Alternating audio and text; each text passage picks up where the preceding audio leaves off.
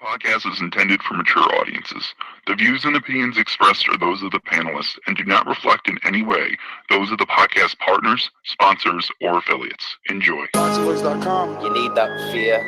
All I'm trying to do is make a stand for something that I truly believe is right. I truly believe is right. I want to be like you. Come on, man. I'm the face of boxing. I'm the cash cow. I hold the record for me. My drop, I know my drop, I know my situation. I want to production. But it's gonna be very different for both of us.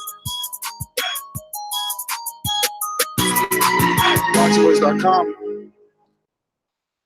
Yo. Welcome back to another edition of The Boxing Voice. I am your co-host, Michael Gross, and I am waiting for them to start the media call. So what's going on, everybody out there in TBV universe? Nestor is running a little bit late, but he will be here. No doubt. He definitely will be here, but he's running a little bit late, so I decided to start the show without him. We will have calls, so whenever Ness come on, he'll schedule blog talk, he'll schedule Skype, and do all those things for you. Right now, we're still on the disco ball music, however you want to call it. Let me see if I can hook it up. No, and see what they're talking about.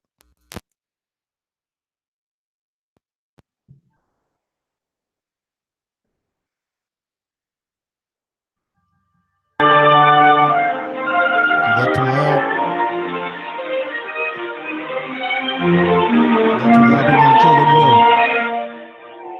Let me know if that damn music too loud. Can y'all still hear it? Maybe a little bit. I hear it like lightly in the background. I'm gonna turn it up like once the call start, but it ain't started yet, big homie. It ain't started yet. Now we ain't got nothing. Yeah. But yeah, man, what's going on, everybody out there in the chat, man? What's up, Jimmy JM? What's going on, Brandon Maurice? What's going on, Jay Clearly? NO, what's good? GG, giving quality for life. What's going on? My fault, bro. Shit was loud as fuck. My bad. Let me turn this shit down, there, cause got that bass. Got that bass, baby. But yeah, man. What y'all think we gonna hear on this conference call? Hopefully they give me a call because they did ask for my name. I told them Michael Gross, so hopefully they don't run my shit and be like, hey, you didn't think to ask about the house sauce, huh? Nah, they want to eat me, man. They want to eat me. Yeah. That's my past, like, bro. I don't ask about house sauce no more. What up, Cool Breeze? What up, Dave C, baby? AD, what's going on? Boom Boxing, what's going on, man? Bun Boxing, my bad. I remember Al Bundy, man. His wife used to eat buns all the time. I know weird, right? How my mind works, but I seen bun. That's the first thing that I thought of. Yeah, man. Y'all know how to get down, man. You know what I'm saying? You know what I'm saying? I told y'all I was a member of the goddamn.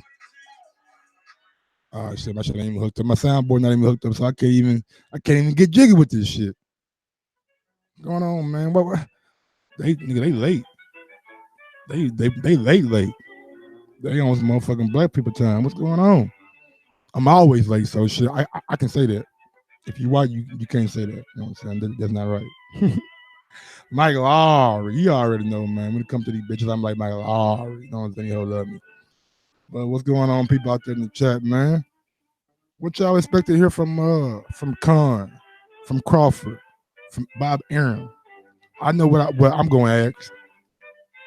What challenges do Amir Khan present you in the ring? Most people think. Good afternoon, and welcome to the Crawford versus Khan Top Rank Conference Call. Placed on mute to prevent any background noise. After the speaker's remarks, there will be a question and answer session. If you would like to ask a question during that time, you may press star, then the number 1 on your telephone keypad. Thank you. I will now turn the call over to Evan Korn. Please go ahead.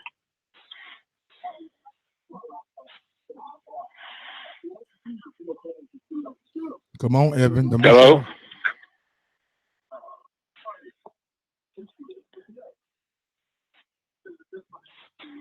Hello? Go ahead, Bob. You can Hi there. introduce the call. Okay. All right. I want to welcome everybody to the conference call. We're getting close to April 20th. The major fight coming from Madison Square Garden, the welterweight championship of the world between the champion Terence Crawford and the pride of England, the former British Olympian and one of the great boxers in the world, Amir Khan, who's on with us now. So Amir, tell everybody how training has been going and how you look forward to April 20th. Hi guys, thanks for joining today. Yeah, training is going really well. I'm here back in San Francisco. Decided to get back with Virgil Hunter, who I really believe that knows me better than anyone else, any other trainer. My last two fights were with Joe Busen, and that was because Virgil was a little sick and I had to make a quick change. But now I'm back with Virgil. I've had my best performances in boxing with Virgil. Great wins, and I wanted to join camp with him again. But since we've joined camp, I mean, everything's going really well. We are sparring hard, training hard. Going to be in great condition for this. The way he fights and respect what he's done in the game. He's up there as one of the best pound-for-pound fighters. And, you know, also my conditioning coach, Tony Brady, is also pushing me. So the camp I've had is the camp that is I'm normally happy with. You know, so that's what I wanted. About Terence Crawford, you know, I'm not taking this fight lightly, and I'm not just taking this fight just to be a number. I'm taking this fight because I know I can win this fight with my boxing skills, being smart, and I can go in there and cause a big upset. Now I know all odds are against me, but this is where I like to be. This is where I like to be because it's when I'm the underdog. I perform at the best. When people are always looking over me and thinking that I'm not got a chance, this is the time when I can come and prove everybody wrong. And I just feel that timing-wise is just the perfect timing for this. Where, you know, I've always wanted to be up there in the perfect rankings. I'm at the peak of my career at 32 now. So I've got the best. I feel strong physically, mentally. I'm prepared for this fight. So I think this is just a great timing where I come in and take this fight and win this fight as well. Otherwise, I wouldn't have taken this fight. I had another fight in the UK, which was against Kell Brook. But when I saw this fight, I was like, this is stylistically a better fight for me. And I think, obviously, being with ESPN, which I want to thank as well, I think that on ESPN, this fight will be even bigger and better, and it'll be good for my recognition and good for me as well in the future. So, yeah, training's still going strong. We still like just under 4 weeks away from the fight, and I'm going to be more than ready. So I'll let you guys know that. Thank you. Evan? We would like to turn the floor over to questions for both Amir and Bob at this point. After the Q&A portion of this call is concluded with Amir, we will have Terence Bud Crawford on the line. Again, to ask a question, you may press star followed by the number 1 on your telephone keypad. And Raphael? Hello, everybody. Hello, Amir. How are you today? Hi, Dan. I'm doing well, thanks. My question for you, Amir, is if you could just talk a little bit about your thought process in accepting and going after this fight instead of the fight that had been discussed for you prior to this fight coming about, which was a fight with your British rival, Kell Brook, that a lot of people, at least in your country, were very interested to see, and not taking that offer and instead coming to the States to fight against Terence Crawford in a similarly significant fight. Yeah, so basically, I love fighting in the States. I've had some big performances here, and I wanted to be back over here again and to put another big fight on. New York is one of my favorite locations in America. So when this fight was put to me, and it was going to be a big fight, it was going to be a pay-per-view fight, I decided to, you know, take this fight with both hands and make sure that I can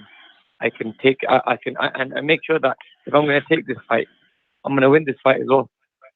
So that's the reason I decided to take this fight. I mean, I spoke to my team, and my team might have been a little bit they didn't agree with me as much.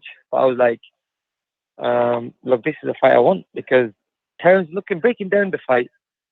Terence is a very skillful fighter. I always do well against skillful fighters.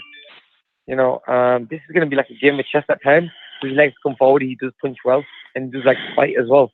So then he's got the best of both worlds. And not only that, he's the same weight as me. I mean, he's going to be, I thought I went away more, so I'm probably physically the bigger guy in this fight. I'm physically the guy who's been in the 147 division longer as well. So I've got that advantage on my side, whereas normally I'm the smaller guy fighting these bigger guys. So I think that's definitely going to be on my side. People Amir, might feel, yeah. Go ahead. Sorry people about that. might, I thought you were done. people might feel sorry, sir. People might feel that for my last performance against Vargas, I'm going to be the same. But I mean, I know that was a very bad performance. I mean, it was just not me. I know I had to just go in there and win a fight. I mean, it's hard to motivate yourself against guys where you're supposed to win because you're supposed to. All you have to do is turn up there, and you're going to win the fight because you got the better skill set and everything else. But in this fight, this is what I have to do in my A game. I have to make sure that I can't make any mistakes, and I have to go into this as an underdog, but prove myself and win this fight. Amir, was any part of your thought process in taking this particular fight, and I'm saying this based on my understanding that financially it's about the same for both fights. You would have made a lot of money for either fight. So was part of your thought process, I can fight Crawford, have an opportunity to fight on a big American pay-per-view to win the welterweight title against a top opponent in a place I know you like fighting, New York City. And whatever happens, if you win, if you lose, whatever goes down, if it's a draw, that Kell Brook is still going to be a fight that's in your back pocket that a lot of people are still going to want to see, regardless of the outcome of April 20th. Well, I don't know. I don't know if that fight's still going to be there. I mean, I chose this fight over that fight, and I know that I've seen in numerous times in the media Eddie saying that the fight's literally dead now. It's not going to happen again. I mean, look, who knows? Time will tell. I mean, I'm taking this fight step at a time, fight by fight, and let's get this fight out of the way first, and then we take it from there. I mean, look, that fight might never happen. It might happen. So I'm just taking every fight by as it comes, really. Understood. And let me ask one question to Bob. Hey, Bob. Yeah, Dan. Bob, when you were and everybody at Top Rank was looking for an opponent for Terence to fight in this spring time frame, how was Khan sort of at the top of your list, or did you have to sort of go through and see who was available, or was he, because he's got a big name, he's got a lot of accomplishment, he's got a fan base. How did you guys go about deciding that, let's target Khan to make an offer to, as opposed to any other fighter in the welterweight division? The first thing is, what's the best fight we can do? And I have always been an Amir Khan fan. And I say this without, not because I'm promoting him in this fight, but I remember back in the day, years and years ago, when Amir Khan joined Manny Pacquiao in his camp and was a tremendously skillful sparring partner. Amir knows we were, I think, in the Philippines. He participated in that camp. And so I know a little bit about boxing. I'm not one of the matchmakers who really are tremendously skilled, but I've been around over 50 years in this sport, and I know what makes a good fight and what's a competitive fight.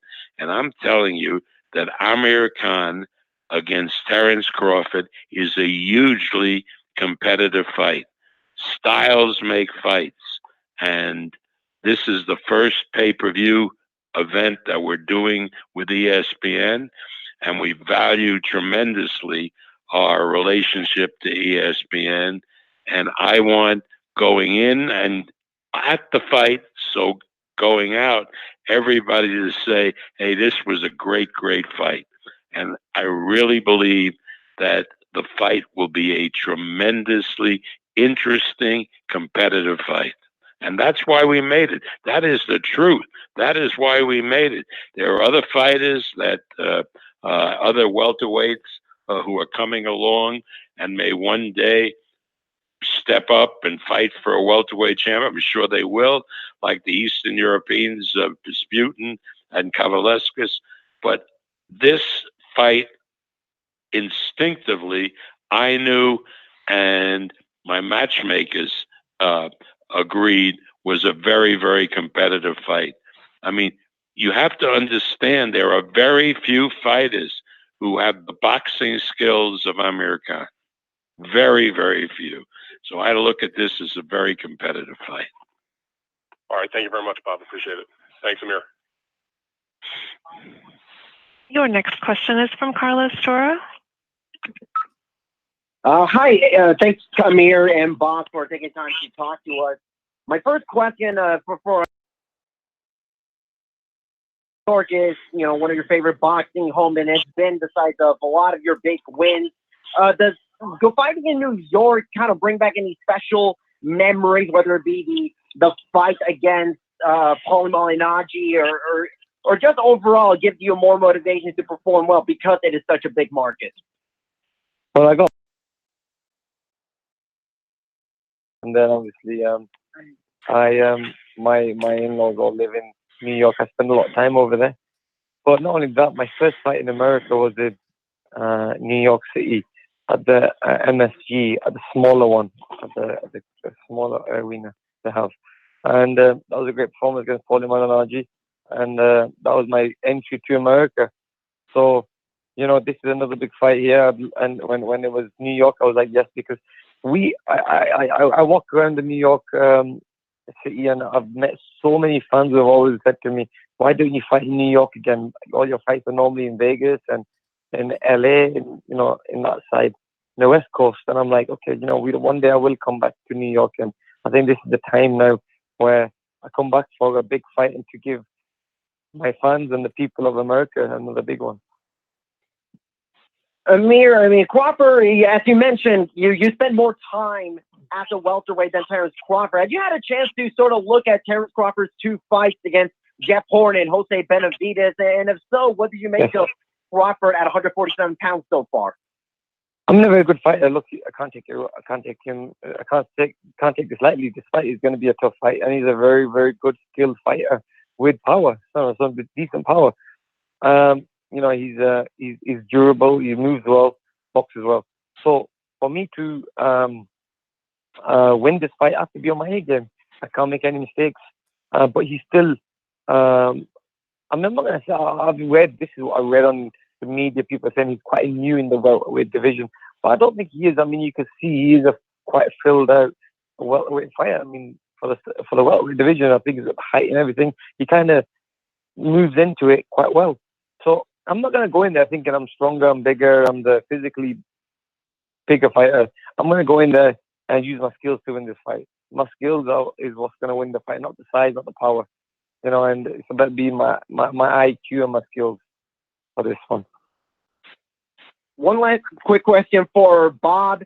What was the thought process of sort of making this fight into a pay-per-view? Was it, the matchup itself, or was it a time where, Crawford, his fights on ESPN television drawn incredible ratings and record high viewership? Was it a matter of simply, this was the time regardless of the opponent, or simply the matchup warranting a pay-per-view event?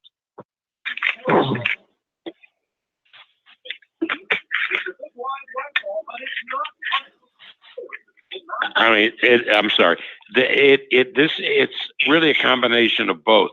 It's the matchup that warrants the pay-per-view, and it's also because it's such a big fight that this is professional boxing, and the fighters have to be compensated because it's such a big fight, and therefore you cannot rely on a network to constantly come up with big money as a rights fee.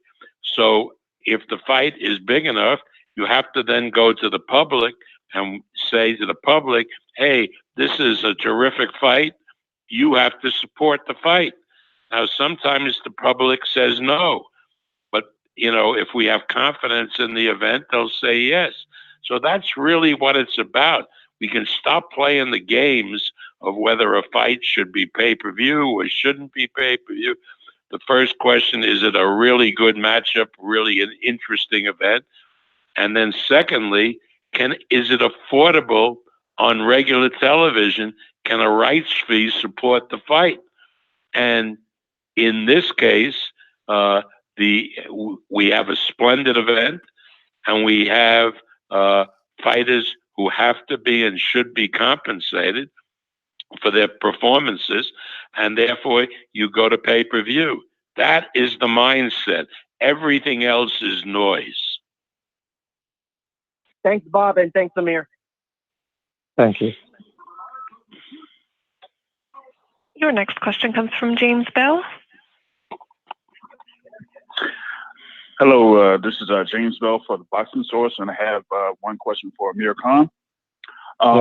You've been talking about coming into this fight being the underdog, but you've been familiar with big fights over the course of your professional career.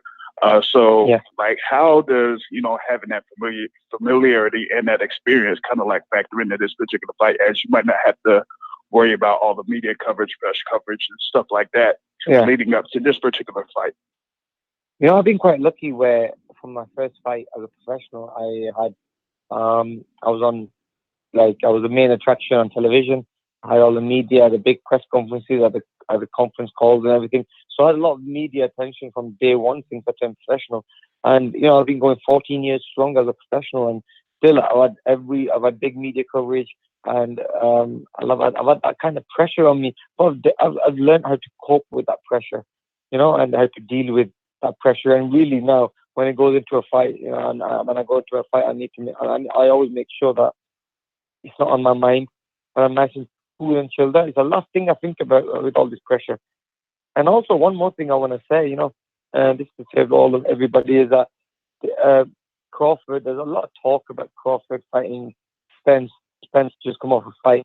And, I mean, all the people that are talking about that fight, he's got his hands full against me, because I'm not just a number. I know when I have to turn it on, I have to turn it on. And, I mean, in maybe previous fights, I've won the fights, but I've not maybe looked the best. I mean, but because I know that I really belong a level above. I mean, I'm one of those fighters that if I'm fighting a guy who's supposed to be at the top of his game, then that's going to bring me to the top of my game. So it brings the best out of me. I mean, if Crawford's talking about Spence, maybe that fight happening and overlooking me, I think he is going to be having a big shock. So I hope he's going to be ready in this fight. I mean, we've both been hurt in fights, but he's been hurt by guys like Gamboa. I mean, I'm a fully fledged welterweight fighter who hits hard in this welterweight division, and I've got good knockout percentage. I'm an unbeaten welterweight fighter. It's the weight where I feel comfortable at, and it's the weight where I feel stronger as well. And I've got my speed, I've got my movement, and I've got the perfect size. Whereas the other weights maybe might have been a little bit too much for me, going up to when I fought against Canelo. That's maybe putting on too much. But even that fight, I mean, I really think I was winning that fight. When it comes to boxing skills and being smart and knowing that I couldn't make any mistakes. But obviously, I got caught with a big shot, which probably would have knocked out any welterweight fighter, in that fight. But this is where I want to maybe tell everybody that, look, I'm not just a number. I'm not just going to come into this fight and make numbers or make a night of boxing. I'm coming to win this fight. All right, thank you. Your next question is from Benjamin Black. Amir, just a question for you. You talked a little bit about fighting in New York and having been married here and having family here. How much of the venue at the Garden, played into your decision to take this fight over Kell Brook? And maybe just talk a little bit more about the home cooking of New York, and maybe if any kind of advantage do you think that gives you?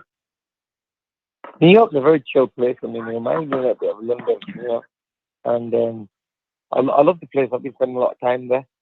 And also the MSG is probably the mecca of boxing, where you've got you've had all the biggest fights from the early 80s and 90s. I've been there, so I want to be amongst them. I want to be amongst those big fights that one day when I'm walking my kids, because I'll be spending a lot of time in New York, and I'll be walking past this arena. I can say to my kids, look, your daddy fought there, So I mean, this.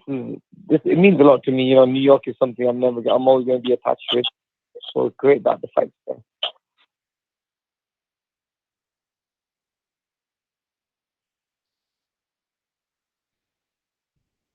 Your next question is from Cameron Buford. Hey guys, thanks for taking this time to talk to us all, Amir, and I appreciate it. I got a couple questions. Some of the guys asked my questions already. Speaking of Madison Square Garden, and maybe that is, maybe it isn't. What is the most impressive venue you fought in? So I fought in a few. I mean, looking back to my whole career, I mean, I fought all over.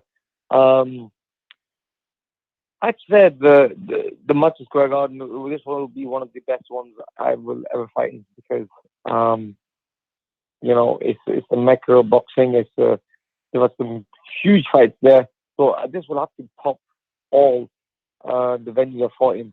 And also to get a win there would be even more amazing. And if our world title is probably one of my biggest fights in my career. So I've said this will always be number one. But then, you know, I fought the MSG. Madison Square, MGM, which is in Vegas, and also T-Mobile. So I've had the opportunity to fight in these big arenas. I also like in New York when I fought Chris Algieri at the stadium. Which one was what's the stadium called? The big the big basketball stadium in New York, in Brooklyn. Barclays. Barclays. I fought the Barclays as well. So I've had the opportunity as a fighter to fight in all these different locations.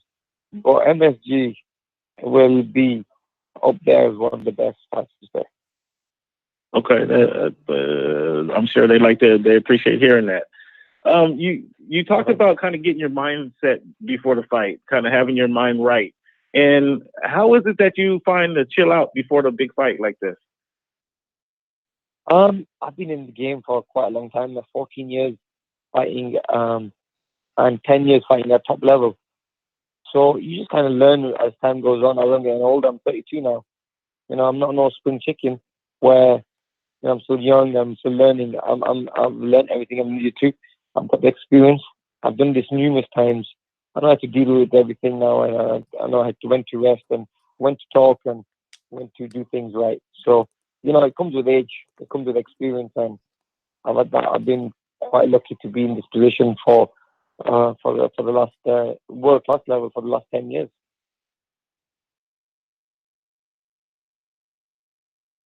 Not overlooking you as an opponent, and not saying that you might be overlooking Crawford for your opponent, but we all have to look forward. After beating Crawford on the 20th of April, would you see yourself fighting Spence, or would you be wanting another fight before you got to Spence?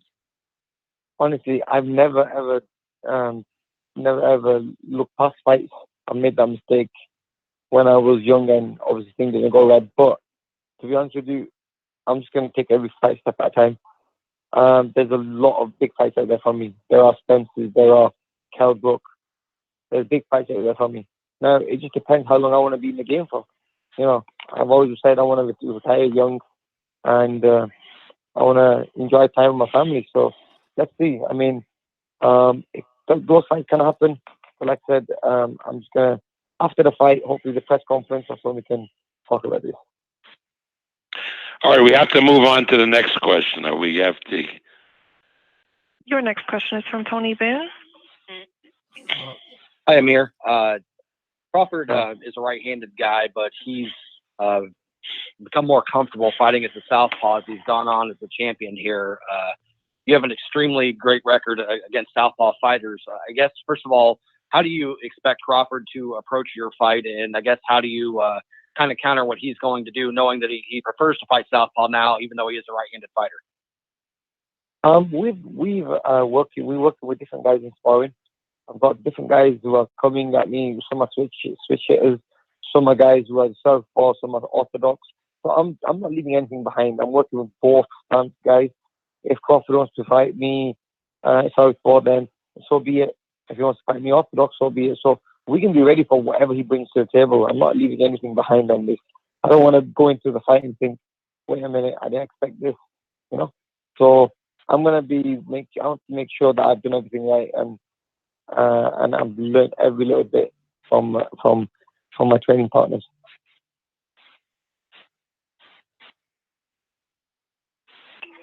All right, next question. Your next question comes from Daniel Canabia. Yes, this question's for Mr. Arum. There's a lot of speculation on Twitter whether you write your own tweets. We saw yesterday you reached out, you sent a tweet about Crawford and Spence, and you tweeted at Al Heyman. And a lot of people say, Bob Arum doesn't write his own tweets. He doesn't know how to work Twitter. I just thought you would set the record straight for us. Well, the people who think I don't work Twitter, we all work Twitter. Even the President of the United States uses Twitter. So yeah, I work Twitter. I think it's a great service. You can say a lot of things on Twitter, and fans read them and respond. Sometimes they like them, sometimes they don't like them, and sometimes they say the most horrible things in response to them. But I think it's a lot of fun, and it is the modern way to educate fans and to reach fans. So yeah, I'm a big Twitter fan myself, and I use it very often. And I like to do at least 3 or 4 tweets a week. So yeah, I plead guilty to writing my own tweets. Hold up, he said. So 3 or that's 4 probably a the week. only time you've ever agreed with the President of the United States that Twitter is a great tool. Well, that's really true, but I use it better than he does. Bob got some Twitter fingers. All right, thank you. Hey, and well, thank you, everybody. After a brief hold, Terence Crawford will be joining us on the line. Thank you. Thank you, Amir. Thank you, Amir, and we'll be seeing you soon. Thank you. Thank you very much, guys. All the best. Yeah. Bye. Bro, they hold me, man. They hold me, bro. I was gonna ask. They ain't asked none of the questions that I was gonna ask. I was gonna ask Bob, is there any pressure with seeing Mikey and Spence do 300 at 400,000? Is there any pressure for Terence Crawford and Amir Khan to do those similar numbers? And my second question would be, is there a option on Amir Khan next fight? But we didn't get to get on. We did not get to get on.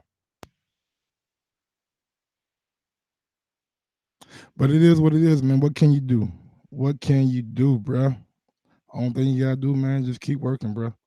Hard work, dedication. Bro, they scared, man. I'm telling you. I was gonna ask that real deal Holyfield shit, man. What's up with Amir Khan next fight? Is there a rematch clause? You know what I'm saying? They ain't asked none of the questions that we need answers to. They ain't asked nothing that we need answers to. They put a motherfucker on that asked nigga Bob about Twitter. Hello, Terence. The fuck out of here. He should be connecting in a moment. Nigga brought a nigga on who asked him about fucking Twitter. Hello. Hey, hello, my nigga. All right. Hey, Julie. Yes. Hey, okay, you joined the call, so you can put Terence on, and we're ready for him. He's on.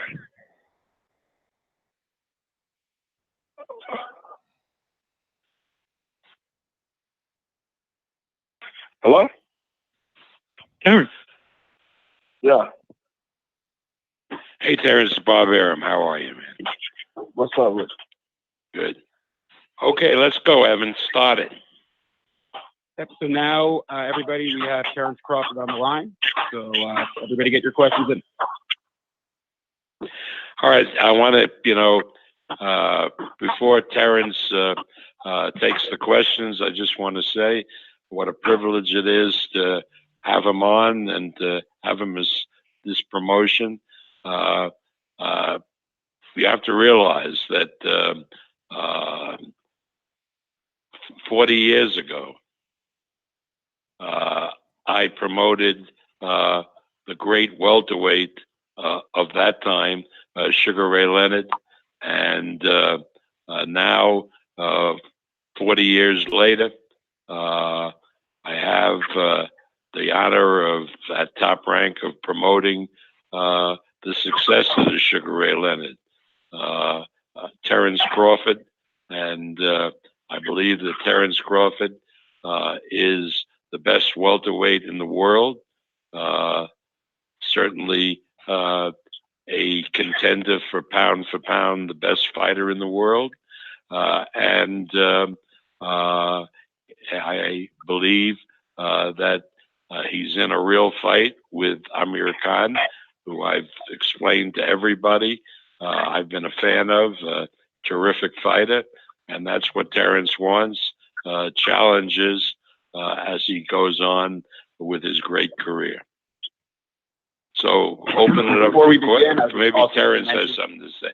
Terence, you have a few remarks to make before we open up for questions? Not really. I just appreciate all the support that I have been getting, and I'm looking forward to April 20th at MSG. Okay, open up, Evan, for questioning. And everybody, before we begin, we also have Terence's manager and trainer, Brian McIntyre, on the line available for questions as well. Thank you. To ask a question, you may press star followed by the number 1 on your telephone keypad. Our first question comes from Dan Raphael. Hello, everybody. Hey, Bomac. Hi, Terence. Terence, you there? Hi, Dan. Hey, I'm here. My first question for you, Terence, and part of it was what Bob was talking about, is having you have your first pay-per-view fight. I wanted your view of, you've had several significant fights in your career so far, but this will be the first time you're on pay-per-view and you're in the main event and you're obviously the champion. No one. No what? I said no. He's right. It's not the first. It's my second pay-per-view. Terence. Oh, no, you're right. I mean, you fought post-all on pay-per-view. My apologies. But yeah, in I guess a fight that is against a much bigger name, and we don't have to, go through all the reasons why that post-all fight was on pay-per-view. Bob, I'm sure, would be happy to talk about that. But this one is deemed as a pay-per-view. Pay-per-view. Understood. I just wanted your opinion about having a really significant fight on pay-per-view, probably bigger than the post-all. That's why we're doing a significant fight. That was a significant fight. What are you talking about? Don't try to shut down that fight. That's stupid. I'm not shutting anything down. I'm just saying I think that But that was Amir a Khan is significant fight. All right, I'll move on to my next question. That's fine. Thank you.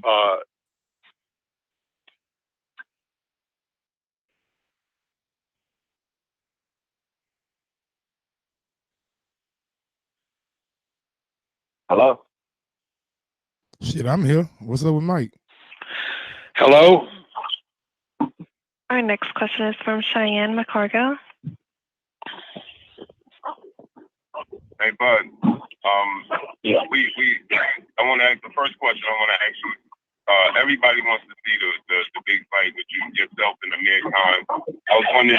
Yourself and Errol Spence. I was wondering if you caught the fight last week or 2 weekends ago, and what was your thoughts on it? Yeah,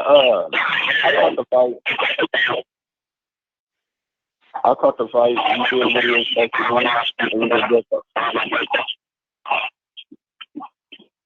Hello? Yeah. I caught the fight. You did what you expected, but at the same time, I'm not focused on how that fight did. I'm more focused on my fight and my task at hand. Okay. And now another thing is, Amir Khan has a lot of hand speed and things of that nature. People overlook this fight because they feel like Amir Khan is chinny. What's your response to that? This is a tough fight. Amir Khan never lost in the welterweight division. He knows what he's doing in the ring. He boxes real good. He's real fast. He's real crafty. He's a veteran. So this is going to be a tough fight.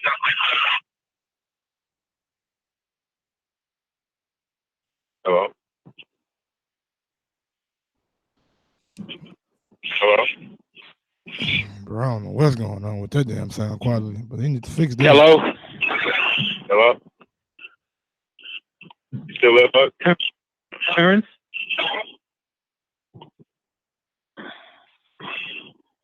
Brian?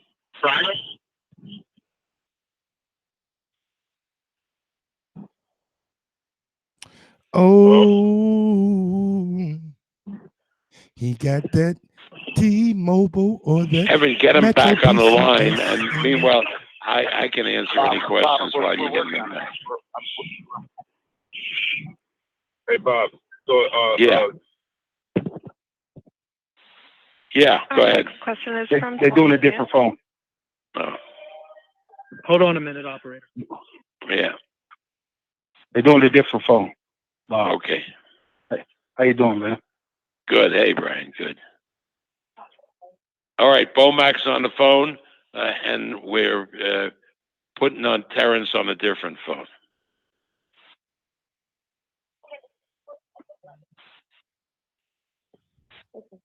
Man, I don't know what's going on with this. May I have your conference ID number? Hello? Talking to me?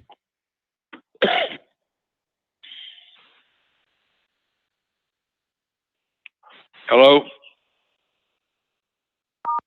Evan? Yes, he's coming. Well, start having him ask questions. Brian's on the phone. I'm on the phone, and you'll get Terence on the phone. We're getting Terence on the phone right now on Julie's phone. And go to the boxing voice. What's up?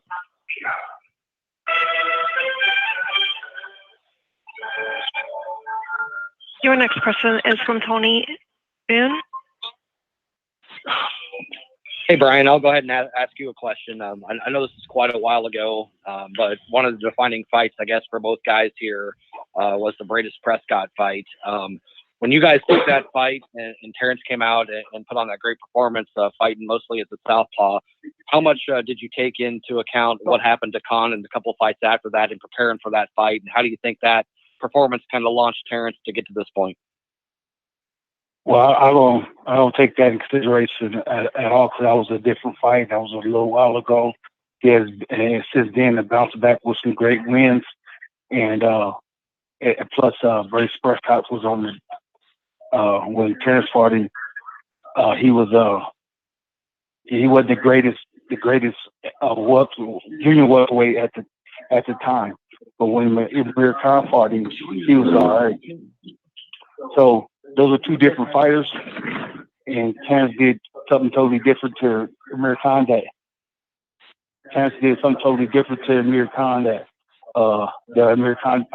Prescott that he did to Amir Khan. So, he's a different fighter now. So this is totally what I'm looking at.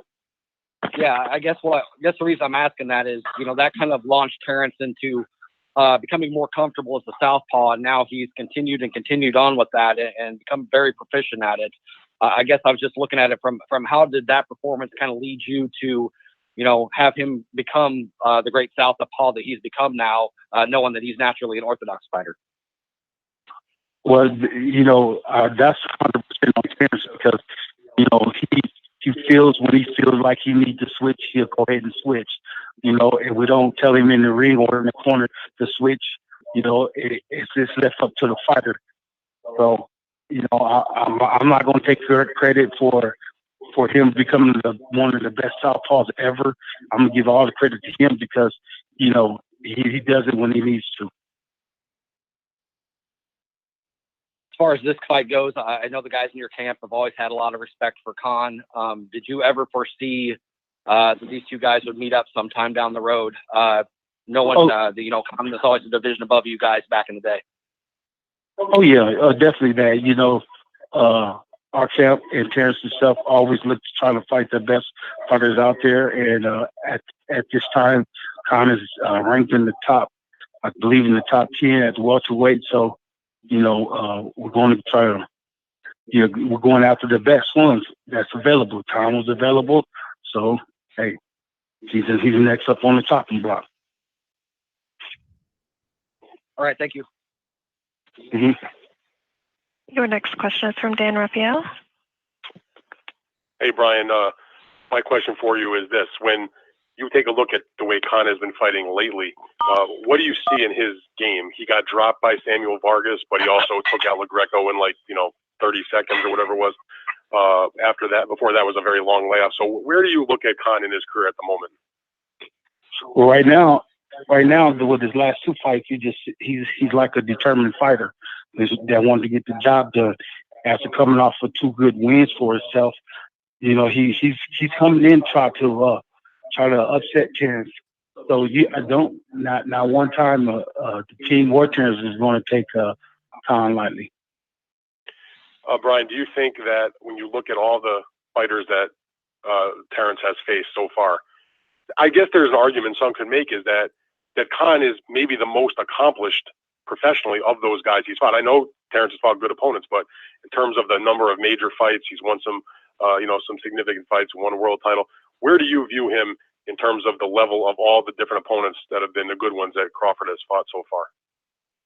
You know, I'll rate Khan in the top five opponents that Terence has faced. Like you said, he's accomplished a lot of things in his career, and he's got experience, and he's knowledgeable, and he's he knows what to do in the ring at times, and different times. You got good ring IQ, got good ring generalship. So, you know, hey, I could put him up there in the top 5.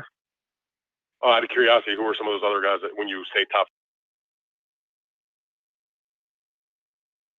Got the gold medalist Terence after face. I think he beat 2 gold medalists. He beat a few of those undefeated champions. So, you know, hey, he's up there. And as far as the one thing that was mentioned before, the one negative aspect of Amir Khan in his career is that he's been chinny. He's been knocked out in 3 of his 4 losses, and some of them quite spectacular knockout losses. Is it a matter in your mind or in Crawford's mind or your camp's mind that, you know, it's a solid fight against a skillful opponent, but the reality is it's just a matter of time till Crawford puts a good punch on that chin? Well, you know, we will want to say that, you know, as we're going into the fight, but, you know, Amir Khan is still dangerous with, you know, all the attributes that he brings to the ring. So, you know, we don't know what he's doing over there with Virgil Hunter, you know. We don't know what he's doing with his strength and conditioning coach. So, you know, we want to say that, but, you know, we're not thinking that as we go into the ring. One thing we got on our minds is getting a win. And last night, somebody asked Bob earlier about if he runs his own Twitter account. He posted a tweet about, you know, that Terence is ready, willing and able to fight Errol Spence Jr. after this fight, after he beats Amir Khan, and, you know, wants to talk to Heyman about it.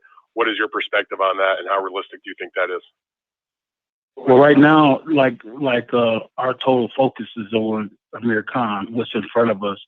And, you know, Bob's doing this thing. Bob is trying to get the fight, trying to make the fight happen. So, you know, hey, let Bob do his thing and let us do our thing. And then when we get done, go down and sit with Bob and talk to Bob, and hopefully them other guys come to the table. All right, very good. Thank you, Brian. Good luck on April 20. Oh, thank you. Your next question is from Benjamin Block. Yeah, hey. I was just wondering, what fighters does Terence plan on bringing into camp? You guys plan on bringing to camp to sort of prepare for Amir's style that you're talking so much about? Well, that's a little bit too much information to be given out, so you'll find out after the fight. Okay, so let me ask you this then. What does a win over Amir do for Terence and his trajectory, and what's next? Well, you know, everybody say that Terence is a small welterweight, and he's not big enough for that weight class, and Amir Khan is a solid welterweight, and so after Terence does his thing on April 20th, you know, it's just going to solidify him to. We're looking for him to be solidified as a natural welterweight, you know.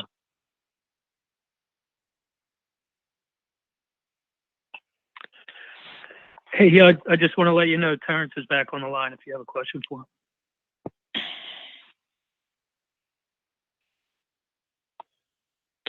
All right, operator, get the next question going. Our next question is from Chip Mitchell.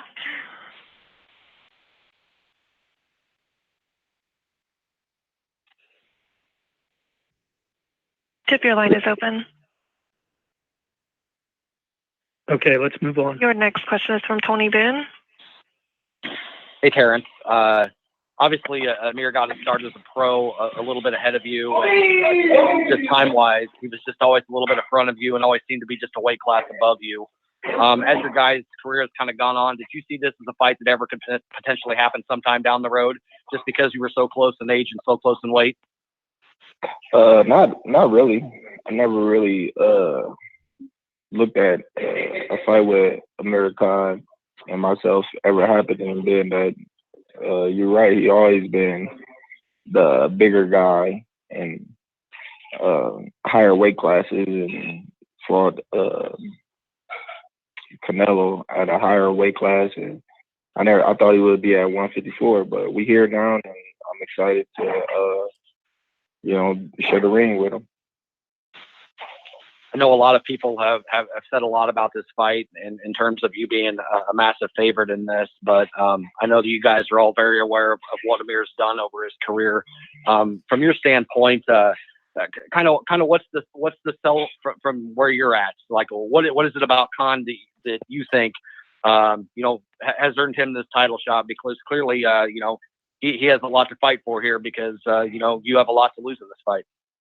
Well, he's the top welterweight. He has a big name in the sport of boxing, so why not give him a shot at the title?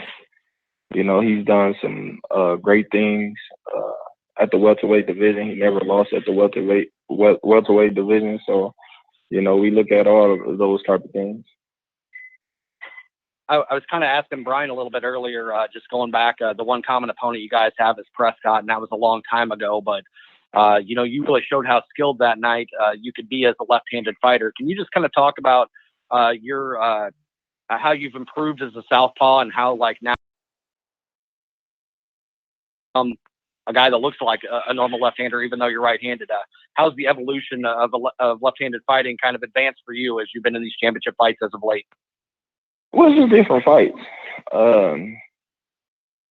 It just depends on the moment. I feel like I can fight great in both stands. Even though I've been fighting a little more southpaw, I believe that a lot of people forget about me fighting orthodox, me switching it up in the ring time to time. But that goes to show how well I'm doing at my second stand. Yeah, I was going to say, how would you compare yourself as a southpaw now as to yourself as a southpaw back then? Because you certainly have improved a lot where it's natural. Well, I've got more experience in the southpaw stance and big fights, so I've evolved tremendously in the southpaw stance. Thanks, Terence. Your next question is from Dan Raphael. Hello, Terence. My question is this. You're a skilled fighter. He's a skilled fighter. You both have speed. Both have a lot of experience. Both have been champions. Do you think that the biggest difference between you and Khan at this point, I asked Brian about this while your phone was on the fritz there, is it come down to that you're maybe a better puncher, and that he has been knocked out a few times, and that he just does not take the best shot, that all things being equal, that's going to be what makes you better in this fight than him? I wouldn't say that. Yeah, Khan might be fast. He might have good movement and box well, but I'm a great boxer myself, and I'm not the slowest fighter by any means. So I believe in my skills, and I don't just believe that it's just my punching power that's gonna lead me to victory. I believe it's my whole overall skills and mindset that'll lead me to victory. Comes 420. So while you're in the process of doing that, and you're showing him your skills, and you're doing a good job boxing and all that, do you feel like it is just maybe a matter of time until you put one of your best punches on him and he crumbles? No, I don't look at that. I always go in a fight looking to get the win. If the knockout comes, it comes, but that's not what I'm focusing on or looking at. It's boxing; anything can happen. So we prepared to go 12 hard rounds, and that's how we're gonna take it coming into the fight. All right. Last night, Bob, who was on the call here, tweeted about this fight, saying, that when you win the fight, as Bob's confident that you'll win the fight, I'm sure you're confident you'll win the fight, that after it's over, that he wanted to let Errol Spence know that you were going to be ready, willing, and available. And, you know, should he call Heyman or should Heyman call him? And let's try to make this fight. What are your thoughts about it? I know you got the fight with Khan come up, but your promoter was talking about your next fight last night. What do you think about the prospect of a fight with Spence, and is it makeable in your mind? Of course it's makeable, and that's I believe the biggest fight in the welterweight division. But like you said, my main focus is on Amir Khan, and after the fight we can, you know, talk to Errol Spence and Al Heyman and Top Rank doing business together. But for the most part right now, I'm not even worried or even thinking about Errol Spence right now. Is there any part of you, Terence, that is I know you're competitive in the boxing ring, you're competitive about a lot of different things, but when you take a look at, say, when Errol Spence just fought, you know, it'll have been just 1 month before your fight when he had the fight with Mikey Garcia, you know, they generated around 350 or so thousand pay-per-view buys. Is there a part of you that is competitive that was like, I want to make sure that, you know, that I show that I am just as marketable and just as popular and just as able to sell pay-per-views as he is? Is that in the back of your mind, on the business side of Terence Crawford's mind, to do at least as well or better than him? At the same time, you know, I have no control of that, you know, and I don't know where a lot of people getting their numbers from, because I believe that's private information. So, you know, they can say whatever they want, but if they did that much, you know, more power to them. That's good for them. But like I said, I'm not worried about that. You know, my main focus is to go in the ring come April 20th and make sure I solidify a good performance and get the victory. The numbers should do good. Amir Khan is a great fighter. He's fighting a great fighter in myself, and I believe the fans will enjoy a great night of boxing come 420. All right, very good. Thank you very much for your time. Appreciate that. Thanks a lot. Our next question is from Carlos Toro. One quick question for Terence. Terence, I know a lot of people have been, you know, putting you as the best fighter in the division. A lot of people expect you to beat Amir Khan. Some say comfortably, whether it be through your boxing ability or a combination of your power and Amir Khan, you know, not having the most durable chin in the division. Do you look at this fight and you kind of see see that maybe people are selling Amir Khan a little bit short, and or are you trying to sort of avoid hearing, you know, the whole talk that Amir Khan is, you know, not as good as you, or that you're such a big favorite, to avoid being complacent in this fight? I'm never going to get complacent. You know, I know the threats that he brings in the ring. I know the troubles that I can have if I overlook a fighter like Amir Khan. You know, he's got everything to gain and nothing to lose. So, you know, we got to take this fight real serious, because, you know, these are the fights that slip out of certain fighters' hands that think they got the victory in the bag and haven't even fought the fight yet. So we going into the fight 110% focused and ready for the best Amir Khan come fight night. Thanks, Terence. Our next question is from Ray McCarrion. Hey, Terence, question for you. Do you consider Amir Khan the toughest opponent you've ever had so far? I don't know. I can't say because I haven't fought him before. But do you, I mean, you know, he comes in with an action-packed style.